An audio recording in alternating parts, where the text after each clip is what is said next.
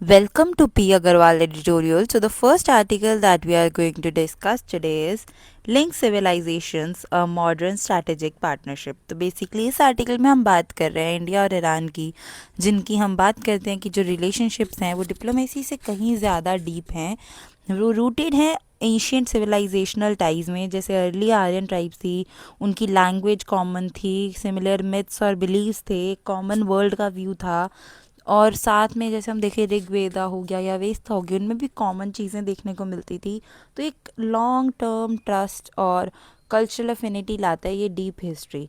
Cultural bond, language and literature, जो Persian थी वो काफ़ी सेंचुरीज़ के लिए इंडिया में सिर्फ एक लैंग्वेज ही नहीं बल्कि आर्ट, पोइट्री, डिप्लोमेसी के मीडियम के तौर पे भी यूज़ होती रही।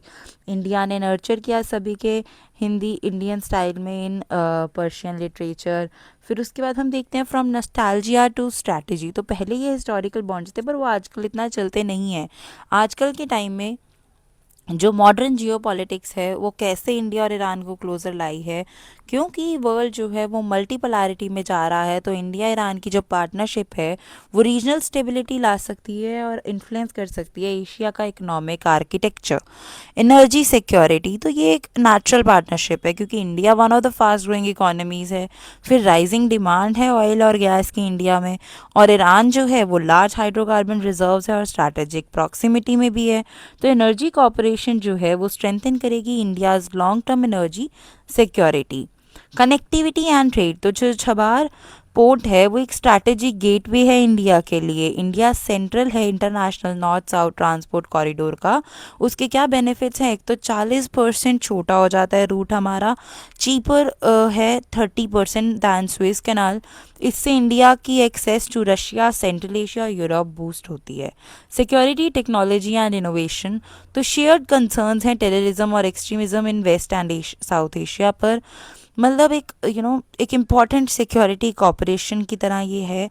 हमें नीड है कि हम ऑयल ट्रेड से आगे बढ़ें, आईटी और डिजिटल इकोनॉमी में, नैनो टेक्नोलॉजी और मेडिकल साइंसेज में। तो ये जो शिफ्ट है from transactional to innovational driven partnership. Next is challenges on the way forward. जो रिलेशंस हैं they are affected by third party pressures. तो इंडिया ने फॉलो किया है स्ट्रैटेजिक ऑटोनॉमी और नीड है हमें local currency trade, flexible financial mechanisms. और जैसे ये मार्क करता है 75 ईयर्स ऑफ डिप्लोमेसी, जो मूवमेंट है अभी भी राइप है। एक strong India Iran partnership enhance करेगा इकोनॉमिक ग्रोथ, एंकर करेगा stability in west Asia. Next article is a grand vision and the great Indian research deficit.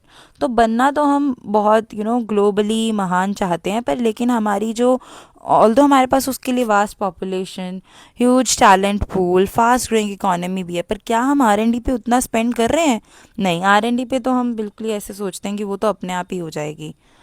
Numbers that expose the deficit, तो India के पास 17.5% world की population है, पर उसके accordingly हम सिर्फ 3% ग्लोबल रिसर्च आउटपुट देते हैं। तो कितना मैसिव मिसमैच है कि डेमोग्राफिक स्ट्रेंथ तो आपकी इतनी ज़्यादा हो और नॉलेज क्रिएशन आप बिल्कुल ही कम कर रहे हो उसके हिसाब से। तो हम डेमोग्राफिक डिविडेंड भी हमारा कहीं अंडर यूटिलाइज्ड ही ना रह जाए। Patent growth impressive but misleading, तो इंडिया 6th रैंक करता है ग्लोबली इन पेटेंट फाइलिंग्स। 64.4 के ऑलमोस्ट पेटेंट एप्लीकेशन फाइल करी गई थी, fastest growth among top 20 countries. पर लेकिन सिर्फ 1.8% ग्लोबल पेटेंट शेयर है हमारा। हम 47th रैंक करते हैं पर मिलियन पॉपुलेशन में। तो इनोवेशन अभी भी उतनी वाइड स्प्रेड नहीं है। R and D spending India far behind, तो इंडिया सिर्फ 0.6 से 0.7% अपना जीडीपी का आर एन डी पे लगाता है, कंपेयरिंग टू चाइना जो 2.4%, यूएसए 3.5%, इसराइल 5.4% लगा रहे हैं। इंडिया का R and D share shrink करता जा रहा है जैसे जैसे जीडीपी बढ़ती जा रही है। तो ये सिग्नल करता है lack of strategic priority.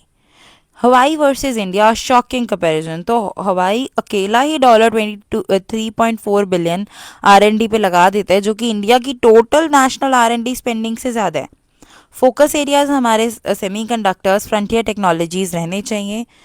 Corporate R&D drives global tech dominance. Then structural problems holding India back. तो R&D में प्राइवेट सेक्टर का बहुत ही वीक है पार्टिसिपेशन. गवर्नमेंट फंड्स ही 64% है.